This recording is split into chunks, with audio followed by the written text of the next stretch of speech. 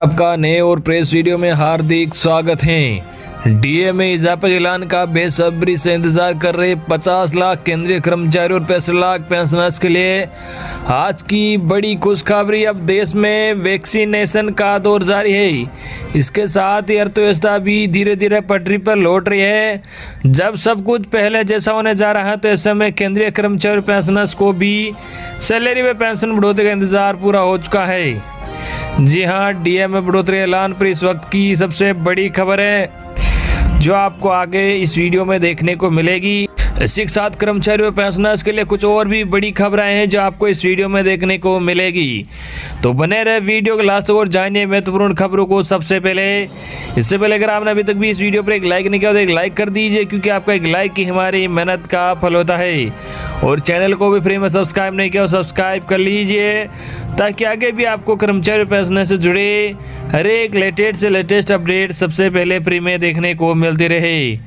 आज की पहली बड़ी खबर, निजीकरण के विरोध में 2 दिन की हड़ताल, लगातार 4 दिन तक बंद रह सकते हैं बैंक। जी हां, आपको बता दें कि निजीकरण के विरोध में सरकारी बैंकों के कर्मचारियों ने 2 दिनों की हड़ताल करने का ऐलान किया है। इसकी वजह से मार्च में बैंक लगातार 4 दिन तक बंद रह सकते हैं। गौरतलब है कि वित्त मंत्री निर्मला सीतारमण ने बजट में 2 और सरकारी बैंकों के निजीकरण का ऐलान किया है। इसके विरोध में सरकारी बैंकों के कर्मचारियों के संगठन ने 15 और 16 मार्च को 2 दिनों की हड़ताल का ऐलान किया है। इससे पहले 13 मार्च को महीने का दूसरा शनिवार और 14 मार्च को रविवार होने की वजह से बैंक वैसे ही बंद रहेंगे। निजीकरण को लेकर डर। जी हां, आपको बता दें कि 9 बैंक यूनियन के केंद्रीय संगठन United forum of bank union ने इस हड़ताल का ऐलान किया है। निजीकरण को लेकर सरकारी बैंकों के कर्मचारियों में डर बन गया है। इसकी वजह यह है कि इस निजीकरण का शिकार बड़े से लेकर छोटा तक कोई भी बैंक हो सकता है। बैंक यूनियन की नाराजगी।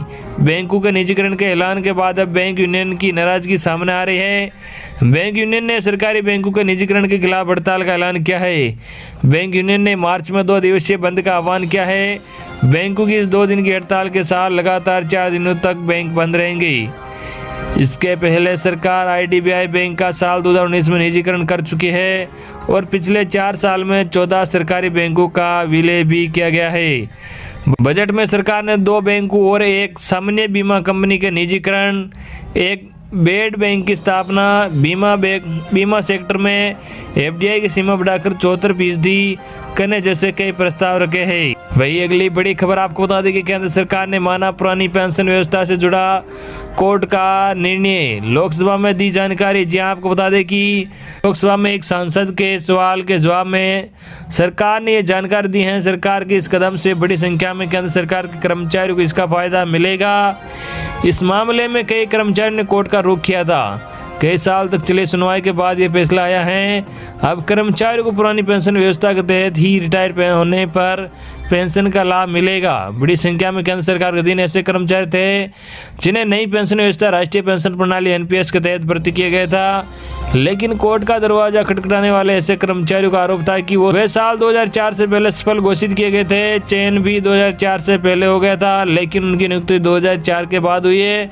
इसी तरह के और भी कई कारण थे जिसके चलते उनकी नौकरी 2004 के बाद शुरू हुई थी और इसी के चलते सरकार ने उन्हें एनपीएस के तहत रखा था। दिल्ली हाई कोर्ट ने इस पर फैसला देते हुए कहा था कि सरकार ऐसे कर्मचारी को पुरानी पेंशन व्यवस्था का ही लाभ दे, जिसे सरकार ने मान भी लिया है। पैरामिलिट्री पोस्ट की पेंशन के लिए लड़ रहे हैं लड़ाई। जी आपको बता दें कि वैसे तो देश भर में किसी एक नहीं दर्जनों विभागों में पेंशन की नई व्यवस्था एनपीएस लागू कर दी गई हैं, लेकिन 2004 से सीआरपीएफ, बीएसएफ, सीआईएसएफ, आईटीबीपी और असम राइफल में भर्ती होने वाले जवानों को भी नई पेंशन स्कीम के तहत रखा गया है। पेंशन दोबारा से चालू हो जाए, पहले की तरह पुरानी पेंशन का लाभ मिलता रहे, इसके लिए सीआरपीएफ के आईजी रिटायर्ड वीपीएस पनवर लगातार आवाज़ उठा रहे हैं। National coordination of x paramilitary personal welfare association के चेयरमैन वीपीएस पनवर बताते हैं कि मैं पिछले 4 साल से पुरानी पेंशन बहाल करने की मांग कर रहा हूं। इस बारे में गृह मंत्रालय और पीएमओ सहित सभी संबंधित विभागों को दर्जनों चिट्ठी लिखी जा चुकी हैं, लेकिन हैरत की बात यह है कि पीएमओ को छोड़कर किसी ने भी आज तो एक भी चिट्ठी का जवाब नहीं दिया है। पीएमओ से चिट्ठी में भी सिर्फ इतना ही लिखा था कि आपकी चिट्ठी को हमने संबंधित विभाग को आगे की कार्रवाई के लिए भेज दिया गया है। वही अगली बड़ी खबर, सरकार देने जा रही है बड़ा तोहफा, बढ़ जाएगी आपकी सैलरी। जी हाँ, आपको बता दें कि कोरोना काल से धीरे धीरे बढ़ने के बाद अब देश में वैक्सीन का दौर जारी है।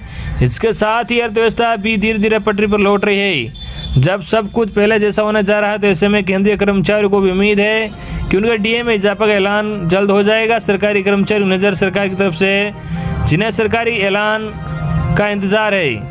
बजट के बाद से तो एक एक दिन बड़ी मुश्किल से कट रहा है, क्योंकि all India consumer price index का ऐलान हो चुका है और अब बारी डीए बढ़ोतरी का ऐलान की है। बढ़ जाएगी सैलरी और पेंशन। जी हाँ, आपको बता दें कि सरकार केंद्रीय कर्मचारी हित में जल्द फैसला ले सकती हैं, क्योंकि डीए में इजाफे की खबर से तकरीबन 50 लाख केंद्रीय कर्मचारियों, 65 लाख पेंशनर्स में खुशी की लहर दौड़ जाएगी। सरकार ने कहा था कि पहले से 17% का जो हिसाब चला आ रहा है उसी के मुताबिक 2021 तक केंद्रीय कर्मचारी को डीए मिलता रहेगा, लेकिन अब इसमें बढ़ोतरी की आस जगी है और पूरे आसार है कि जल्द ही केंद्रीय कर्मचारियों को सरकार खुश कर सकती है।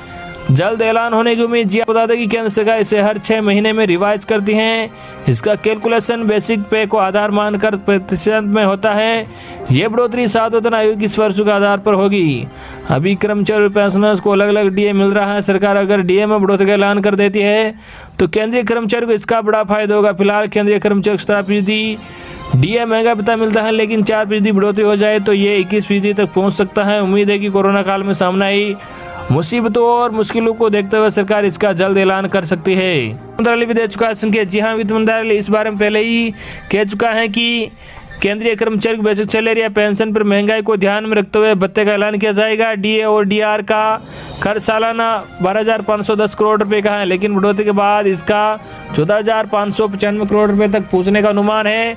All India consumer price index का ऐलान हो चुका है। अब इंतजार डीए में इजाफे का हो रहा है। अगली बड़ी खबर, अब सरकारी कर्मचारी को हफ्ते में 2 दिन मिलेगी छुट्टी, मात्र 5 दिन खुलेंगे ऑफिस।